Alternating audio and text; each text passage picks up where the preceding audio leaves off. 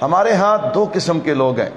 کچھ لوگ ایسے جو بالکل اس رات کا انکار کر دیتے. کیا کر دیتے؟ کہتے جی ہے ہی نہیں.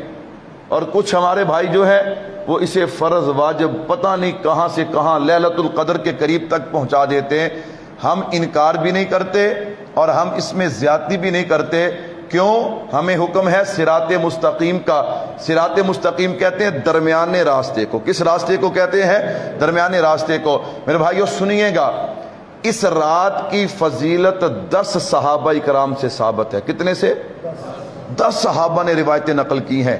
ان میں سیدنا ابو بکر صدیق، سب کہہ دو رضی اللہ تعالی عنہ، حضرت علی المرتضیٰ شیر خدا رضی اللہ تعالی عنہ، حضرت ابو موسیٰ اشعری رضی اللہ تعالی عنہ، اور حضرت اماں عائشہ صدیقہ رضی اللہ تعالی عنہا. میرے بھائیو سنیے گا، مشکات کی روایت ہے، حضرت اماں عائشہ صدیقہ رضی اللہ تعالی عنہ فرماتی ہیں، آقا نے فرمایا عائشہ آج کی رات 15 شعبان المعظم کی رات ہے، اور تمہیں پتہ ہے اس رات میں کیا ہوتا ہے؟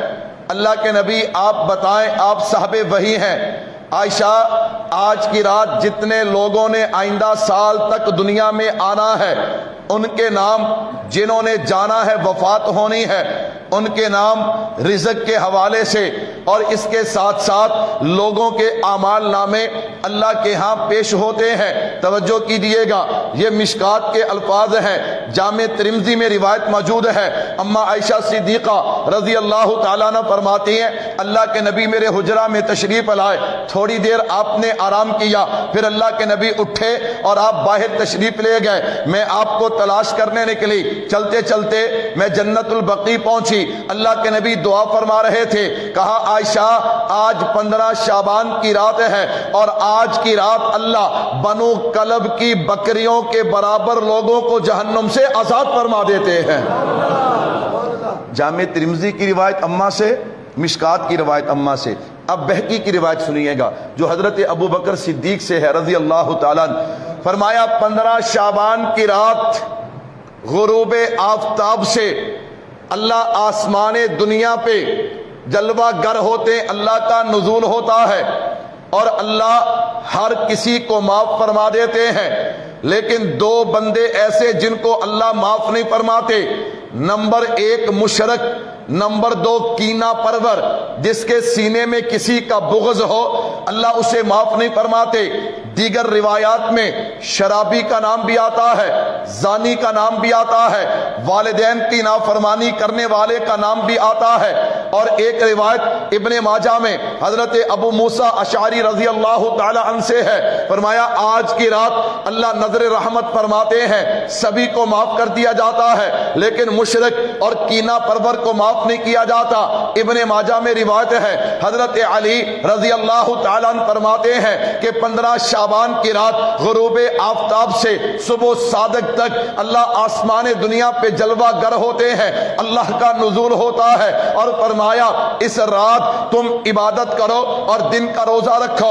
اور جناب اس رات میں صدا لگتی ہے کوئی رزق مانگنے والا، ہے کوئی اولاد مانگنے والا، ہے کوئی صحت مانگنے والا، جو مانگتا ہے میرا اللہ اسے عطا کر دیتا ہے.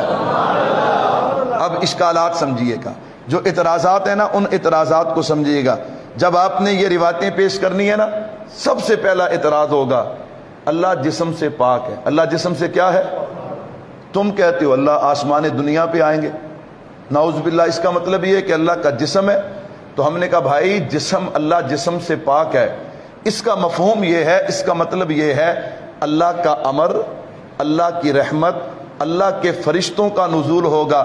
مثال کے طور پہ آپ کہتے ہیں یار یہ باہر سڑک کس نے بنائی؟ تو آپ کہتے ہیں جی ہمارے ایم پی اے صاحب نے. کس نے بنائی؟ ایم پی نے بنائی ہے. وہ تو مزدوروں نے بنائی ہے، مستریوں نے بنائی ہے، لیبر نے بنائی ہے. ہاں کام انہوں نے کیا ہے، لیکن حکم کس کا ہے؟ ایم پی اے کا. تو پھر اسی طرح نزول کا اشارہ اللہ کی طرف ہے، لیکن اس سے مراد اللہ کی رحمت کا نزول ہے، فرشتوں کا نزول ہے. دوسرا سوال ہوگا، توجہ کیجئے گا، دوسرا سوال کیا ہوگا؟ دوسرا سوال یہ ہوگا کہ قرآن کریم میں ہے فیہا یفرق کل امر حکیم، اور اس کی تشریح میں احادیث بھی موجود ہیں کہ یہ جو کام آپ نے پہلے بتائے نا، رزق کا اترنا، اور جناب بندے کا پیدا ہونا، جن کی وفات ہونا، یہ سارے سلسلے تو لیلۃ القدر میں ہوتے ہیں۔ کس میں ہوتے ہیں؟ لیلۃ القدر میں۔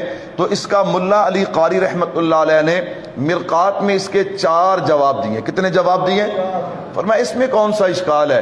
لیلۃ القدر میں بھی ہوتے ہیں، شب برات میں بھی ہوتے ہیں، جھگڑا ختم۔ ایک میں اجمالاً ہوتے، ایک میں تفصیلاً ہوتے۔ فرمایا جناب یوں ہوتا ہے، ایک میں دنیا کے اعتبار سے، ایک میں آخرت کے اعتبار سے۔ فرمایا آغاز شب برات سے ہوتا ہے، شب برات سے لے کے لیلۃ القدر تک جو وقت ہے اس کے فیصلے شب برات میں، لیلۃ القدر سے لے کے آئندہ شب برات تک وہ لیلۃ القدر میں۔ تو کتنے جواب دیے ہیں؟ 4 جواب دیے ہیں۔ علامہ قرطبی مالکی رحمۃ اللہ علیہ انہوں نے احکام القرآن میں اس کا بڑا پیارا جواب دیا۔ فرمایا سنو، آغاز شب برات سے ہوتا ہے فیصلوں کا، اور اختتام کب ہوتا ہے؟ لیلۃ القدر پہ ہوتا ہے۔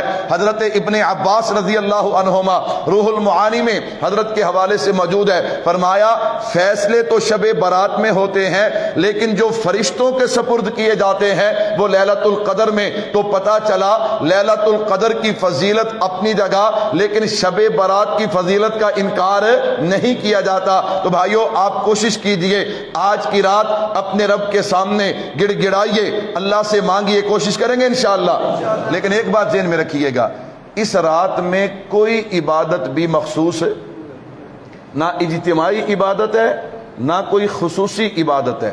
بس نوافل پڑھیں، تلاوت کریں، ذکر کریں، اول گھر میں کریں۔ کہاں کریں؟